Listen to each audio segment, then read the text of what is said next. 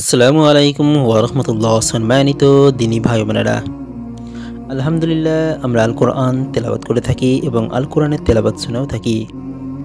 কিন্তু আল্লাহ তাআলা আল কোরআনের মধ্যে কি বলতে চেয়েছেন সে বিষয়ে আমাদের জানা একান্ত প্রয়োজন।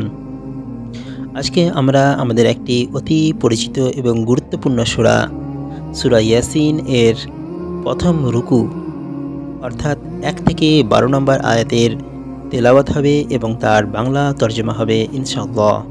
আল্লাহ তাআলা আমাদেরকে ধৈর্য সহকারে সূরা ইয়াসিন এর তেলাওয়াত এবং তার বাংলা তর্জমা শোনার তৌফিক দান করুন। আমিন। বিসমিল্লাহির রহমানির রহিম। ইয়াসিন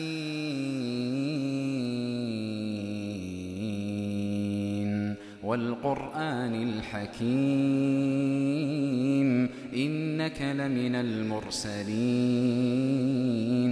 আলা সিরাতিম মুস্তাকিম তানজিলাল আজিজির রহিম لتنذر قوما ما أنذر آباؤهم فهم غافلون لقد حق القول على أكثرهم فهم لا يؤمنون إنا جعلنا في أعناقهم أغلالا فهي إلى الأذقان فهم مقمحون وجعلنا من بين أيديهم سدا ومن خلفهم سدا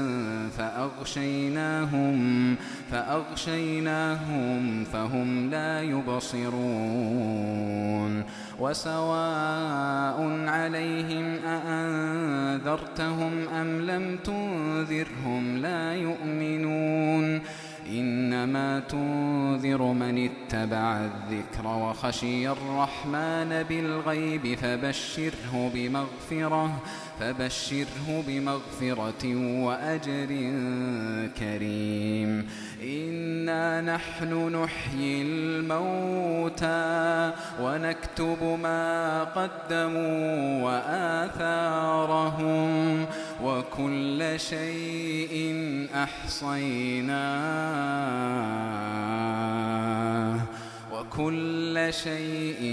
أحصيناه في إمام مبين ইয়াসিন শপথ প্রজ্ঞাময় কোরআনের, নিশ্চয়ই আপনি রসুলদের অন্তর্ভুক্ত।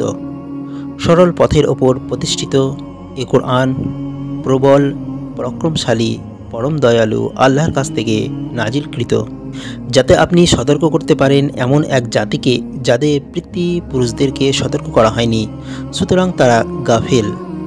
অবশ্যই তাদের অধিকাংশের ওপর সে বাণী অবধারিত হয়েছে, কাজেই তারা ঈমান আনবে না।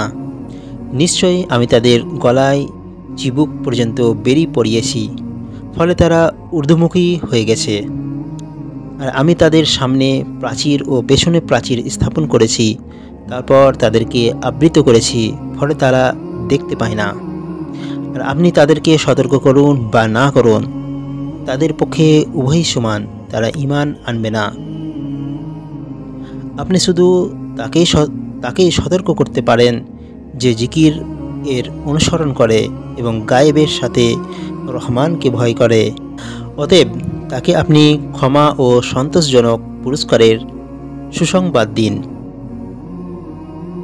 নিশ্চয়ই আমি মৃতকে জীবিত করি এবং লিখে রাখি যা তারা আগে পাঠায় ও যা তারা পেছনে রেখে যায়, আর আমি প্রত্যেক জিনিস স্পষ্ট কিতাবে সংরক্ষিত রেখেছি। সূরা ইয়াসিন এর প্রথম রুকু অর্থাৎ ১ থেকে ১২ নম্বর আয়াতের বাংলা তর্জমা সমাপ্ত হয়েছে। আল্লাহ তাআলা আমাদেরকে আল কোরআন বোঝার এবং সেই মতো জীবনযাপন করার তৌফিক দান করুন। আমিন।